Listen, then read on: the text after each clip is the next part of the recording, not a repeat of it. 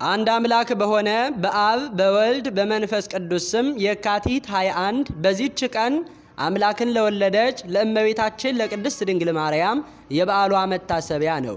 ለእግዚአብሔር ምስጋና ይሁን፣ እኛንም በጸሎቷ ይማረን፣ በረከቷ ከኛ ጋር ትኑር ለዘላለሙ አሜን። አባ ገብርኤል። በዚህችም ቀን የእስክንድርያ ሊቀ ጳጳሳት የከበረ አባት አባ ገብርኤል አረፈ። እርሱም ለአባቶች ሊቃነ ጳጳሳት 57ኛ ነው። ይህም አባት በታናሽነቱ በአስቄጥስ ገዳም መነኮሰ። በጾም በጸሎት በስግደት እየተጋ ፍጹም ተጋድሎን በመጋደል ተጠምቶ ኖረ። በውስጡም ትህትና፣ ፍቅር፣ ቅንነት አለው። በአንዲትም ዕለት ስሙ መክሲሞስ ወደሚባል አረጋዊ ቤት ገባ። እርሱም ልጄ ከሰው ለምን ትሸሻለህ? አንተ ግን በወንዶችና በብዙ ሴቶች መካከል ትኖር ዘንድ አለህ አለው። እርሱ ግን የሽማግሌውን የቃሉን ትርጓሜ አላስተዋለም። ከጠላትም ወጥመድ ያድነው ዘንድ ሁልጊዜ በማልቀስ እግዚአብሔርን የሚለምን ሆነ።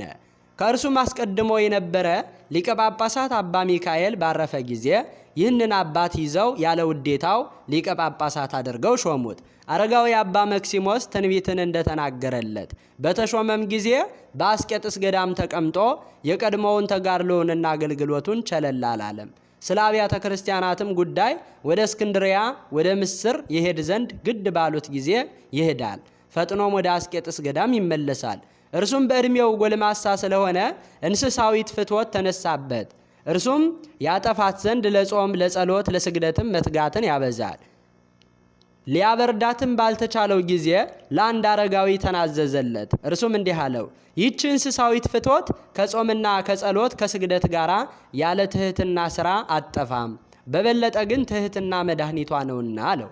ይህንንም በሰማ ጊዜ የጉድፍ መጉተቻ ከብረት ሰራ። አጭር የሆነ የቆሸሸ ልብስም በመልበስ በሌሊት ተነስቶ የመነኮሳቱን መንደር እየዞረ ቆሻሻውን ጠርጎ ተሸክሞ ወስዶ ከራቀ ቦታ ይጥለዋል። ይህንንም ሥራ እየሰራ 2 ዓመት ያህል ኖረ። እግዚአብሔርም ንጽሕናውንና የልቡን ትሑትነት ተመልክቶ የባሕሪ የሆነውን ፍትወቱን አራቀለት።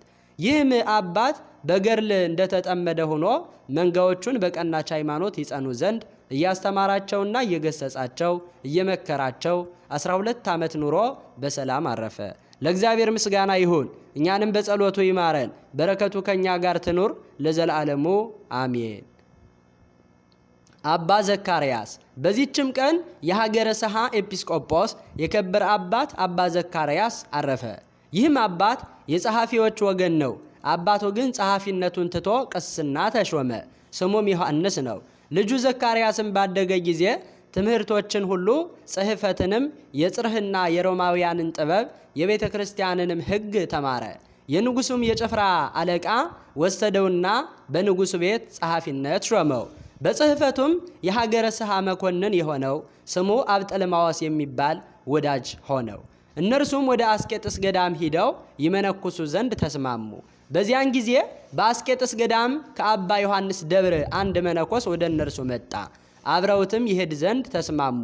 መኳንንቶችም ይህንን በሰሙ ጊዜ መሄድን ከለከሏቸው። ከጥቂት ቀኖች በኋላም ለእግዚአብሔር የተሳላችሁትን ስለት ለምን አትፈጽሙም የሚላቸውን ራእይ አዩ። በዚያን ጊዜ በስውር ወጡ። እነርሱ ግን መንገዱን አያውቁትም ነበረ። አንድ መነኮስ ተገለጠላቸውና ወደ አስቄጥስ ወደ አባ ዮሐንስ ገዳም መርቶ አደረሳቸው። መኳንንቱም መሄዳቸውን በሰሙ ጊዜ ከንጉሱ ዘንድ ደብዳቤ ተቀብለው በመላክ ከገዳም ሊያስወጧቸው ተስማሙ።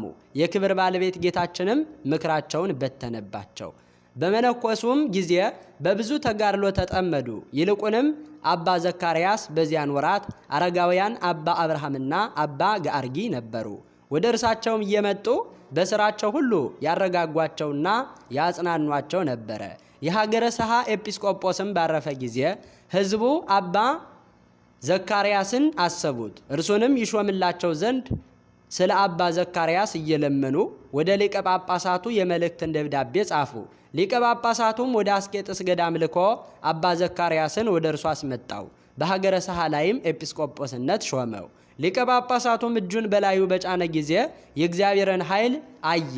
በላዩ ወርዷልና ፊቱም በብርሃን ተጋረደ። ወደ መንበረ ሲመቱም በደረሰ ጊዜ ሕዝቡ በታላቅ ደስታ ተቀበሉት። በዕለተ ሆሳዕና የእስራኤል ሕዝብ መድኃኒታችንን እንደተቀበሉት ከዚያ በኋላ በትምህርቱና በድርሰቶቹ በቤተ ክርስቲያን ብርሃን ሆነች። ቃሉም እጅግ ጣዕም ያለው እርሱም የመንፈስ ቅዱስ ጸጋ የተመላ ነው። በመንበረ ሲመቱም 40 ዘመን ኖረ። እግዚአብሔርንም አገልግሎ በሰላም አረፈ። በረከቱ ከኛ ጋር ትኑር። ለእግዚአብሔር ምስጋና ይሁን፣ አሜን። ሰማዕት አናቢሞስ። በዚህችም ዕለት የከበረ የሐዋርያው የጳውሎስ ደቀ መዝሙር የሆነ ቅዱስ አናኒሞስ በሰማዕትነት አረፈ። ይህም ቅዱስ አስቀድሞ ከሮሜ ሰዎች ወገን ለሚሆን ስሙ ፊሊሞና ለሚባል ለሮሜ ሰው አገልጋይ ሆኖ ነበረ። ይህም ፊሊሞና በሮሜ ባስተማረ ጊዜ በቅዱስ ጳውሎስ ትምህርት በጌታችን አመነ። ይህ ፊሊሞናም ከዚህ ከሮሜ አገር ወደ አስማንያ ሄደ። ይህንንም አገልጋዩን አናኒሞስን ከእርሱ ጋር ወሰደው። ሰይጣን ግን አናኒሞስን አሳተው፣ ልቡንም ለወጠውና የጌታውን ገንዘብ ሰረቀ። ጌታውም እንደሚቀጣው አውቆ ሸሽቶ ወደ ሮሜ ተመልሶ ሄደና በዚያ ተቀመጠ። በእግዚአብሔር ፈቃድ ወደ ከበረ ሐዋርያ ጳውሎስ ሄደ። ትምህርቱንም ሰምቶ በክብር ባለቤት በጌታችን ኢየሱስ ክርስቶስ አመነ። ለቅዱስ ጳውሎስም ደቀ መዝሙሩ ሆነ። ነገር ግን የጌታውን ገንዘብ በመስረቁ በአናኒሞስ ልብ ጽኑ ሐዘን አደረ። ለሐዋርያ ጳውሎስም የሰራውን ሁሉ ነገረው። ሐዋርያው ጳውሎስም አትፍራ፣ ልብህም አይዘን አለው። ወደ ጌታው ወደ ፊሊሞናም መልእክትን ጻፈለት። ይህም ስለ አናኒሞስ የጻፉትን ከመልእክቶቹ አንዲቱ ናት። በመልእክቱም እንዲህ አለ። እኔ በእስራቴ ጊዜ ስለወለድኩት ልጄ እማልድሃለሁ። ይኸውም አናኒሞስ ነው። የቀድሞው ስራው አልጠቀመህም ነበረ።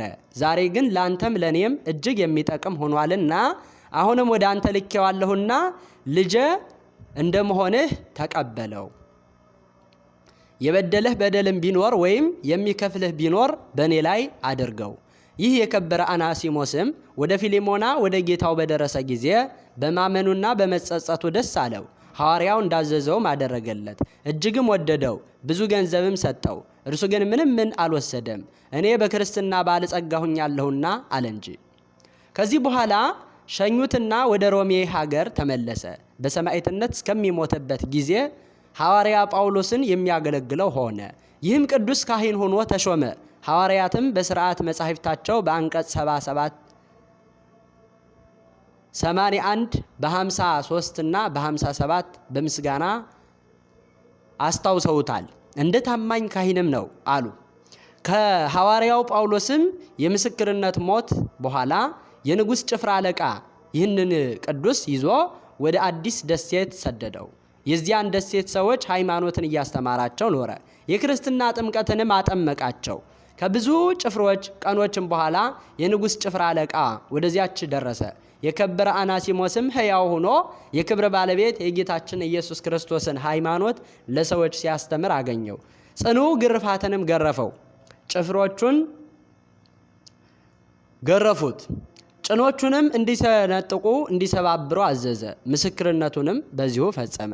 የሰማዕትነት አክሊልንም በመንግሥተ ሰማያት ተቀበለ። ለእግዚአብሔር ምስጋና ይሁን፣ በረከቱ ከኛ ጋር ትኑር ለዘላለሙ በእውነት አሜን። በዚህችም ዕለት ለከበሩ አባ አካክዮስና ለኢትዮጵያ አገር ጳጳስ ለአባ ገብርኤል መታሰቢያቸው ነው። በረከታቸው ከኛ ጋር ትኑር፣ ለእግዚአብሔር ምስጋና ይሁን አሜን። የካቲት 21 ቀን የሚከበሩ ዓመታዊ የቅዱሳን በዓላት ቅዱስ አናኒሞስ ሐዋርያ የቅዱስ ጳውሎስ ሐዋርያ ደቀ መዝሙር ሲሆን ከ14ቱ መልእክታት አንዱ የሆነው ወደ ፊሊሞና የተጻፈው በዚህ ቅዱስ ምክንያት ነው። አባ ዘካርያስ ዘሀገረ ስሃ፣ አባ አካክዮስ ጻድቅ፣ አባ ገብርኤል ሊቀ ጳጳሳት፣ አባ ገብርኤል የኢትዮጵያ ጳጳስ የነበሩ።